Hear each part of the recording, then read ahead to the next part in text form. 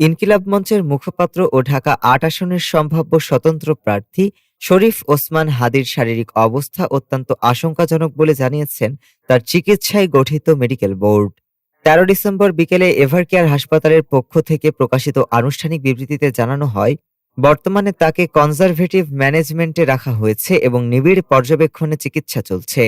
Medical board জানায়, গুলিবিদ্ধ হয়ে তার ব্রেন মারাত্মকভাবে ক্ষতিগ্রস্ত হয়েছে। অস্ত্রোপচার সম্পন্ন হওয়ায় এখন ব্রেন প্রোটেকশন প্রোটোকল অনুসরণ করে চিকিৎসা চালানো হচ্ছে।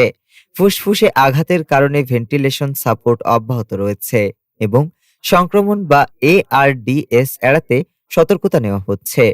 কিডনির কার্যক্ষমতা আপাতত স্বাভাবিক থাকলেও তরল ভারসাম্য কঠোরভাবে নিয়ন্ত্রণ করা হচ্ছে। এছাড়া ব্রেন স্টেমে আঘাতের কারণে রক্তচাপ ও হৃদস্পন্দনে ওঠানামা দেখা দিচ্ছে। প্রয়োজন হলে অস্থায়ী পেসমেকার বসানোর প্রস্তুতি রাখা হয়েছে। চিকিৎসকদের মতে ডিআইসি পরিস্থিতি কিছুটা উন্নতির দিকে। মেডিকেল বোর্ড রোগীর সার্বিক অবস্থা চরম ঝুঁকিপূর্ণ উল্লেখ করে দেশবাসীর কাছে দোয়া কামনা করেছে এবং হাসপাতালে ভিড় না করার অনুরোধ জানিয়েছে।